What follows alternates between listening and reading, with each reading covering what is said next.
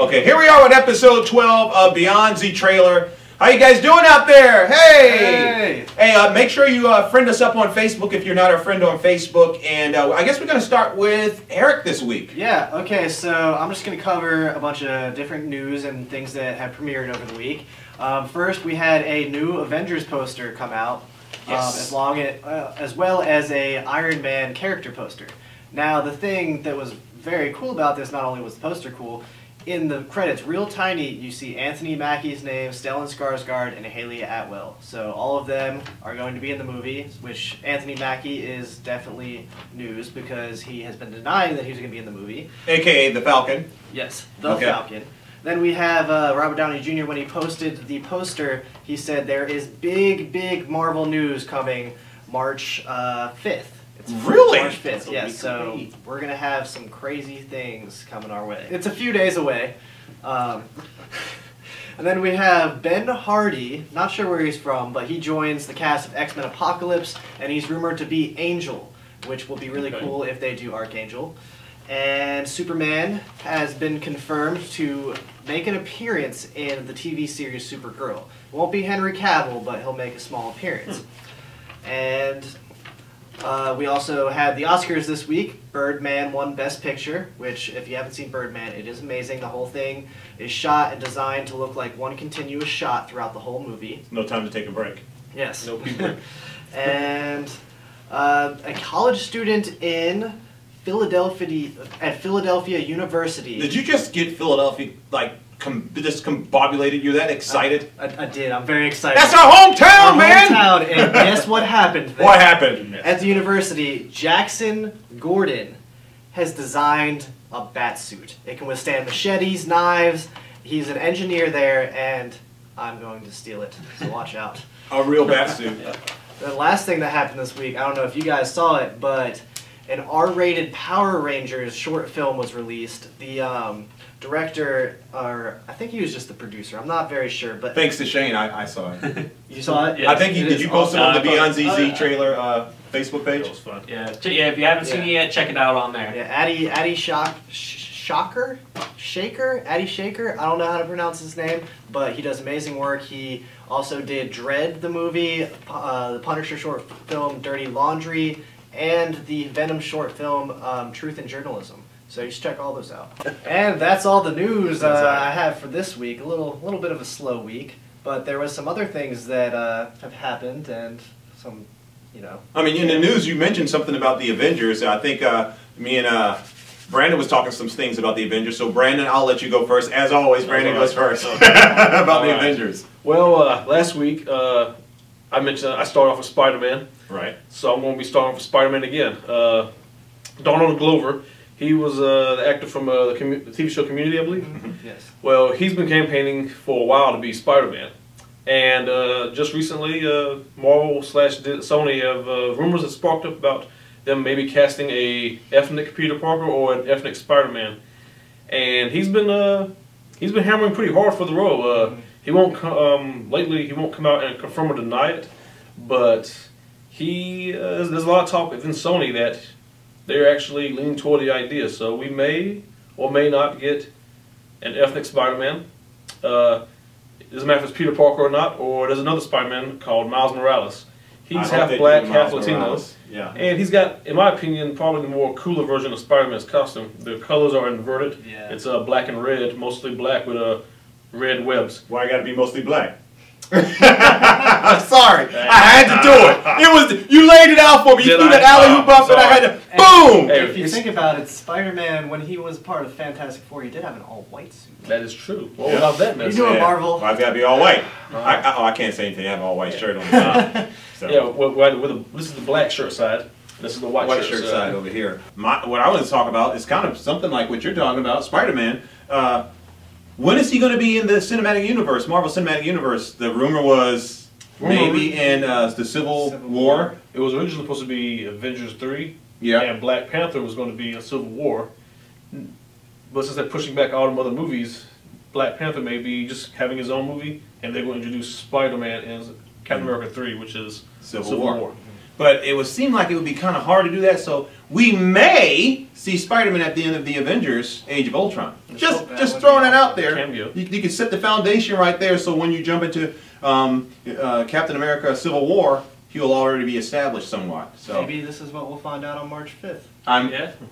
My fingers crossed. You'll find out from us. Yes. And also other news, well, rumors is the difference. The news is the real stuff. Rumor has it that the Greyhawk also might show up in the in Avengers Age of Ultron. Now explain Greyhawk to people who may not understand between Greyhawk and Green Hulk. Okay, you got a Green Hulk that's pretty much savage, dumb, and very strong, and then you have a Greyhawk who's a little smaller, but yet smarter, but he has an attitude about him. He's not as large as the Hulk, but he's like, what, 6'6", and he's not as strong as the Hulk. He can only lift 75 tons. That I do remember. Only 75 tons! I mean, come on. But you have the fact that he's smarter, and he's like a bad dude. He's like a jerk, pretty much. He's pretty much a jerk. So, yeah, if he shows up, that would be pretty cool if he showed up in the Avengers Age of Ultron. So that was my rumor mill going on. Well, pop quiz, how many tons can the Green Hulk lift? He's class 100. So, Shane, what's up with you? All right, this week I'm going to talk about the season finale of Agent Carter. Did everyone see it before I started? Yes. Oh yeah, definitely. Except for It's fine. Okay. It's fine. Okay. I'm gonna binge watch it. It's cool. Go ahead. All right. So basically, what happened is they finally catch up with Leviathan. Leviathan stages a decoy, captures Howard Stark. They're Stark. Yes.